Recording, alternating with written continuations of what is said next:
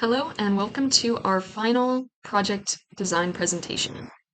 We are going to be covering the lack of water and the crisis that many places around the world are facing, and more specifically, the water crisis in the city of Nicosia. We'll be tying this into the Christian worldview concerning why we do a project like this and how we go about doing a project like this. We'll also be covering the two designs that our team came up with, as well as going over the selection process for finalizing our design. And we'll be finishing with simulations, hand calculations, the bill of materials, and assembly instructions. First up is a lack of water. This is a major issue that much of the world is unfortunately still facing. The World Health Organization reports that 2.2 billion people still lack access to safe water. Unfortunately, this disproportionately affects women, as the lack of sanitation leads to not having safe toilets and safe plumbing that they can use, and many schools are not able to provide this, and so many women are not able to continue with school. They also additionally report that every 2 minutes, a child dies from a water or sanitation related issue. Coupled with adults and people of various ages who also are dying from these water related issues, culminates in more than 1 million people a year dying. Water is just one of the most important resources on this planet. It's a necessity, but so many people still lack access to it. So, what's the solution? Many areas of the world are dealing with this water crisis differently. Some are finding ways to store water locally, others are helping the people in communities build up funds in order to access clean water, others work to reduce water consumption and increase better water habits, and then others are working to improve water efficiency and the way that people are using water. Each solution has its own benefits and its own negatives. Solutions such as reducing water consumption and increasing responsible water use are really only viable if there exists proper infrastructure in place in those places for water use. But unfortunately, many poorer countries just don't have that. So some solutions involving increasing water supply and increasing rainwater harvesting would be more useful in places such as those. Specifically, in the city of Nicosia, which is located on the island of Cyprus, they've had extreme water issues due to drought, increasing water demands, depletion of underground resources, and the failure of desalination plants. Due to the low rainfall levels and drought, many dam levels have been low, as well as increasing water demands on the city, draining what remaining water they have.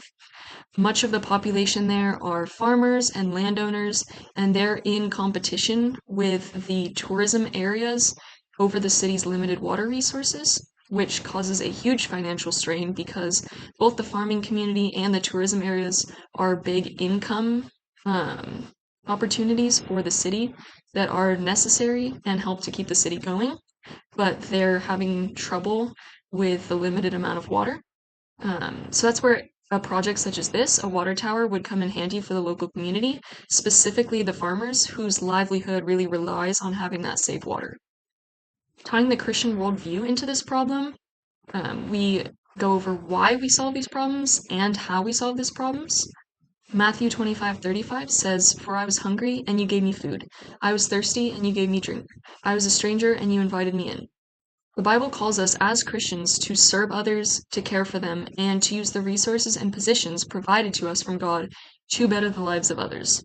There will unfortunately always be people in the world and places in the world that are struggling, and it is our calling as Christians to aid them and to work to improve their lives. Matthew 25:40 states that the king will tell those who have served others, "Truly I say to you, as you did it to one of the least of these my brothers, you did it to me." It can be easy as Christians, especially in America where we've had these things and we haven't had to really struggle for them. It can be easy to forget that there are those in the world who do struggle with these things on a daily basis and that it is our responsibility to help them. Helping others also helps to create a sense of community, connection, and empathy, and it helps to give us a sense of purpose and fulfillment. The Christian worldview also ties into how we solve these problems. With a Christian worldview, these problems must be looked at through a biblical lens, and this should be leading to work being conducted with a different set of ethics and morals. The Bible states in Colossians 3:23-24 that as Christians, we should be approaching our work with excellence, as if we were working for the Lord. The way we approach our work can demonstrate our Christianity as well as the way we treat those in the workplace around us. Work should always be met with the desire to perform to the best of our abilities, striving for excellence in all that we do. Additionally, we can integrate our faith into the tasks we're undertaking, the work we're doing, and this can also help to serve as a witness to those around us. It's really important that as a Christian in the workplace, we are showing care for our coworkers, getting to know them, and taking an interest in their lives. So for our design one, going straight into our technical drawings, we have our standard layout of front, right, and isometric views. Uh, as you can see, this design is simple yet effective. The trusses have a floor that is on top of them, and this floor is what I'll be referring to the plate that allows us to sit the tank itself, or the water stored, on top of the tower. This floor allows distribution to be effective throughout all the trusses to survive all weather conditions it may experience throughout its surface. Now, when we run the simulations over the tower with full capacity no wind and full capacity 2 times the wind, which is around 26 miles per hour, the water tower survives these conditions excellently. In Nicosia, Cyprus, where the water tower will be, it's got to be able to survive these in order to provide clean drinking water for the citizens that reside here, as well as any tourists. Now, moving on to design 2, again, looking at our technical drawing, it's no different. It's about the same. And you might even notice that the design looks the same. The only difference now is that it's shorter. The tank and floor are the same dimensions, however the height is different now. This difference, it allows us simply that wherever we're planning to build this water tower in Nicosia, or any of the other site locations that might be an option, a taller or shorter one can easily be adopted into the location. When we look at the simulations for our design 2, it's no different than as in design 1. It passes with flying colors at no wind, double wind, and normal wind, with all full capacities, or half or no capacities. When we move on to our selection process, we have to consider the cost. And when we were considering this, we went with design 2, as the slight difference in cost is a way to save on some expenses. The tank and floor costs were both around $88,000 in USD. Again, it's the same design. They're both using AI-SI 347 stainless steel, which is a great material. It allows us to store water in it with 0 issues. The main difference, though, for our cost in just the design without any labor was just our trusses, which use 1023 carbon steel sheet. With our design just being as strong as it is, looking at our simulations, it was nowhere near failure. We could assume that additional cost savings could be in order if design were to be even more refined by reducing any sizes in the trusses or removing. However, we feel that where it's currently at, this would allow the service of the water tower to be extremely long and reduce any chances of weather conditions that might introduce, and we want it to be able to serve the people in Nicosia for a very long time with little issues. But again, regardless of any of these extra cost savings that could be made over time, Design 2 is cheaper and just as functional, and it would serve well for the people to give them clean drinking water. Hi, my name is Gregory Perkins, and today I'll be walking through our hand calculations, our bill of materials, and our assembly. Basically, for our hand calculations, we have gone through a number of designs. Our first one, which we really thought was going to work, and actually had gone through much of our project the first time, doing that was actually structurally negligible, and we didn't realize that at the time.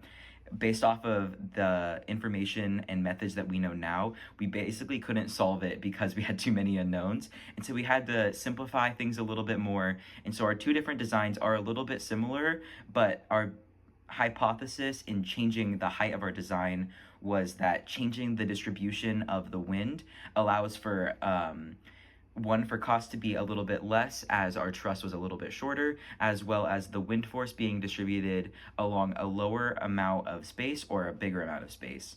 Our method of solving our two different designs was drawing a global FBD of our truss and using a distributed load force for both the tank as well as the wind speed, and then we calculated each of these designs with half of a tank, a full tank, and then the average wind speed for Cyprus as well as double the wind speed for Cyprus for just in case. After applying our distributed load forces, we then used method of joints, truss analysis, and multiple FBDs to solve for the unknown force members of our trusses. After running through the equations and figuring out all the force members for each section of our truss, we then compared the force members to the maximum force allowed for the material that we built our truss out of to test that our water tower would be able to stand without collapsing based off of wind speed, as well as the structural integrity of our material and the weight of the water tank at full and half capacity.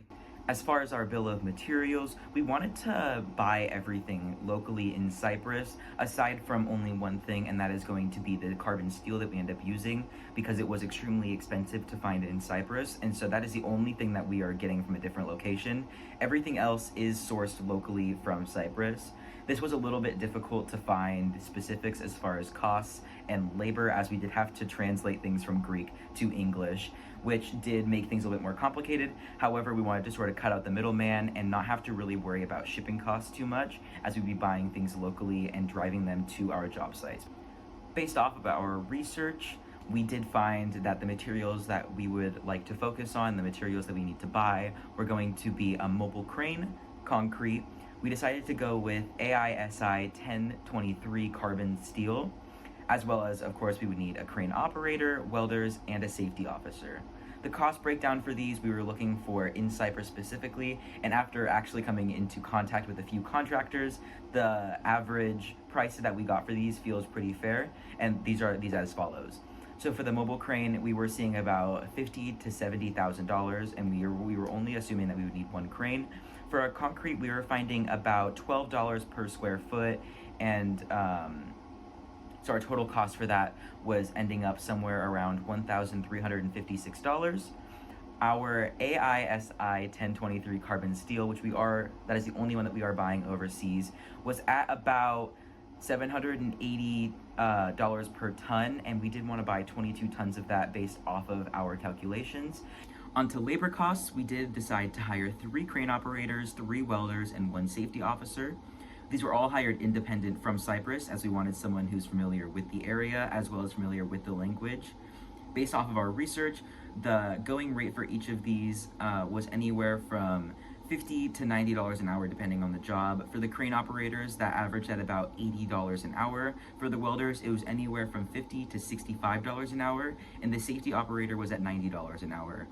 Each of these employees would be working we estimated for a total of 1,500 hours, as we felt that was like an overestimate. However, we figured that was a good estimate, as we'd rather be safe than sorry. Our total cost for our crane operator was $360,000. For our welders, based off of the $50 an hour to the $65 an hour, this could run us anywhere from $225,000 to $292,000. For our safety officer, that brings us at about $135,000 an hour, and all of these were hired independently from local Cyprus. Onto the assembly instructions for our water tower, we decided that all materials will be bought from local Cyprus, from local companies, except for just our steel, which we did find for a much more reasonable price overseas, and that is the only thing that we will be buying from overseas. But once the worksite is secured, a rental truck will be used to transport materials to the worksite. A foundation will be poured and form the base of the tower, and we would allow that to have time to cure.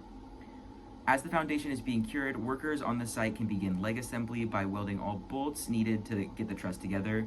Once the foundation is cured and it passes all safety checks from our safety officer, the cranes can come in and begin raising the truss assembly to allow final tightening and verification for the truss assembly to be combined and welded together.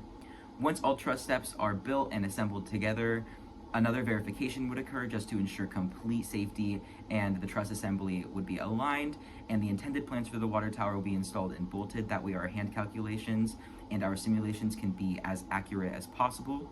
Lastly, the only item needed to be lifted via crane would be the water tank, and that would need to be installed and connected for all water supply chains and all brackets to the tank. The last step would be the verification of all bolts and connected up to the required specifications to ensure all the tests that we needed to do would pass. Once all the steps are done, we would then clean up the site and it'd be prepared to be functional. With the water tower this size, the process would take anywhere from 6 to 10 weeks, assuming ideal condition. After this, our water tower should be able to be built, and the people of Cyprus should be able to have an easier access to water.